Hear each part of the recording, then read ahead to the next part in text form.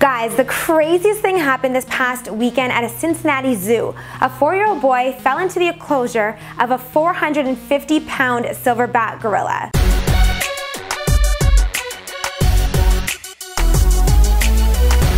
Do you guys think that the gorilla should have been killed? Comment down below and let me know why or why not. Personally, I think, on one hand, if it was my kid, yes, shoot it, kill it, I would be the one pulling the trigger. But because it's not my kid and I'm just reading the story, I really think, that the gorilla didn't have to die because it thought that it was protecting the boy. Let me know down below after you listen to my story what you guys think. 4-year-old Azalea crawled through the bushes and climbed under a barrier before he fell 10 to 12 feet into the Gorilla World exhibit. A lot of people are blaming Azalea's mom, Michelle Gregg, because why wasn't she watching her kid? How did her kid end up in a gorilla exhibit? There's so many different questions. There's even an online petition on change.org called Justice for Harambe saying that Michelle should be held responsible for the death of Harambe, the leader of the troop. So apparently the gorilla didn't even notice that Azalea was in the enclosure until he probably heard him splashing around in the water. He rushed on over to Azalea and, well, take a look at the video.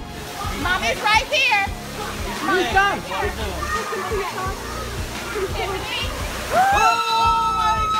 Now, there's an animal behavior expert named Gisela Kaplan. She says that the silverback would have known that the child is defenseless and wouldn't have become aggressive. Because in general, these gorillas aren't aggressive and don't just attack for no reason. She even says that she's pretty sure that even if they were in the wild, it wouldn't attack. Just think about this for a second before I play the second part of this video. Silverbacks are the protectors of their group. So if something unusual is happening, like a child falling into your home, they're gonna go and investigate and see what's going on. We all know that when gorillas are ready to attack, they stand up on their 2 legs and they start screaming and beating their chest, and then they charge towards the subject.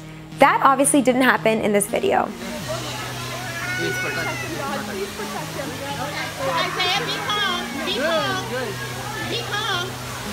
Be calm. Oh my God. So to us, yes, that seemed so aggressive. I mean, with the force that the gorilla was dragging Azalea around by the leg and by the arm, I mean, he could have popped his arm off or popped his leg off. Like, that looked intense. Killing the silverback was easy. It was a decision between animal life versus human life. In their defense though, they did try saving both the child and gorilla. They sent in the zookeeper or the trainer to try to talk to Harambe and tell him, get out of the enclosure.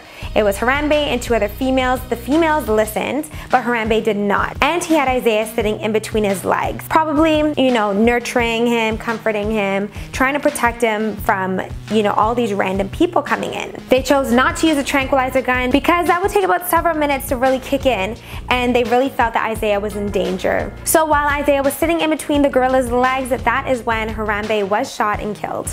Give this video a thumbs up if you don't think Harambe should have been killed. On the other hand though, a television host on wild animals, Jack Hanna, said that he's actually seen Harambe take a green coconut that you can't even smash with a sledgehammer and squish it between his 2 fingers. That's just to show you guys the force of this animal. So although he did think that he was protecting Azalea, he's so strong and doesn't know his own strength that he could have killed the child without even knowing. Dr. Kaplan said that the death is going to have a huge impact on the rest of the troop. They're just like human families, just like you and I, and you can't just replace Harambe with another dominant male. There's a sense of love and bonding just like everyone else's family. Take a look at this photo. Primates mourn for their loved ones just like you and me. Now, this isn't the first time that a child has fallen into a gorilla enclosure though. Take a look at this video from 1986. A 5-year-old boy named Levin Merritt fell at the Jersey Zoo in the UK. And you can hear his mom screaming in the background of this video, telling him to stay down, don't move, don't get up. Although he had really hit his head hard and you could see the blood on his head and on the pavement. But once he started screaming, the gorillas backed off and they ran away. They were not having that.